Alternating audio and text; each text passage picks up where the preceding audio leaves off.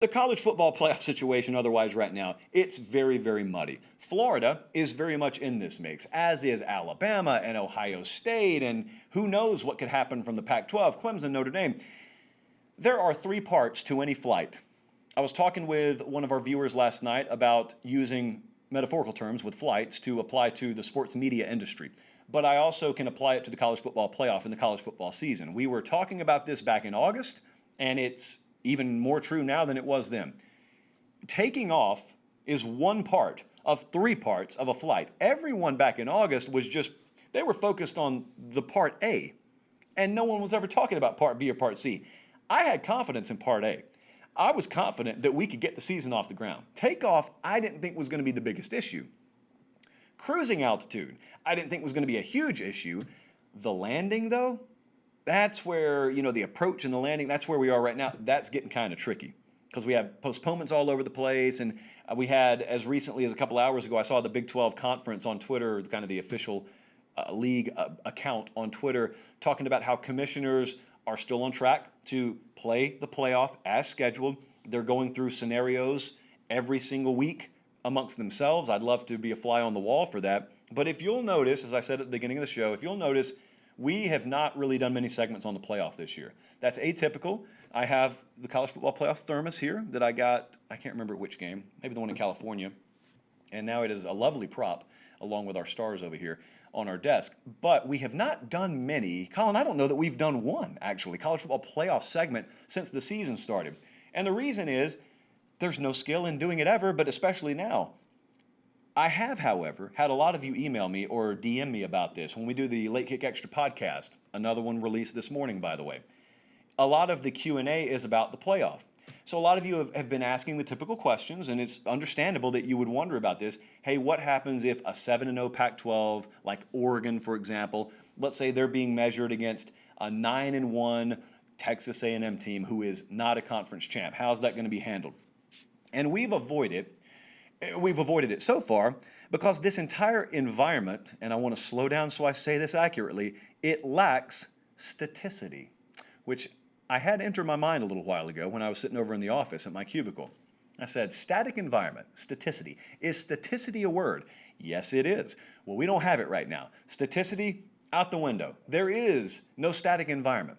The static environment that doesn't exist that you thought you'd be describing was, oh, yes, sure. You mean that one conference is going to play X number of games, another conference is going to play Y number of games, different numbers on the games, on the schedule. Like, yeah, the staticity, yeah, that's all great. That wasn't what I was ever talking about. The schedule is irrelevant, friends. Saturday is all that's relevant right now. Because all those scenarios everyone had been throwing out for months now, it seems, about, hey, the SEC, the champion there, is going to have 11 games under their belt. Well, if it's Alabama, it's looking less and less like that's the case. At the moment, we've got the LSU game postponed. I have no clue how the SEC is going to handle that. More on that in just a second. But 10 games, 11 games, and now what if out of all the conferences that are able to pull off their full season, what if Oregon's able to play all 7 games? And all of a sudden, you're comparing 7 games versus 8 games. Like, who knows how that's going to shake out?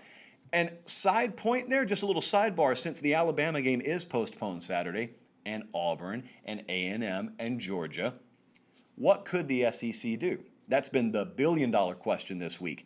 A few things that we've heard through back channels, certainly nothing definitive. I am not the foremost source on this by any stretch of the imagination. It's been rumored that they could prioritize games, prioritize scheduling, push Alabama LSU to next week, defer Alabama Kentucky, I think it would be, till later on, like the 12th, and move some games around and make that happen. They could also just flat out postpone and cancel the game. It just doesn't happen this year. I don't think they want to do that.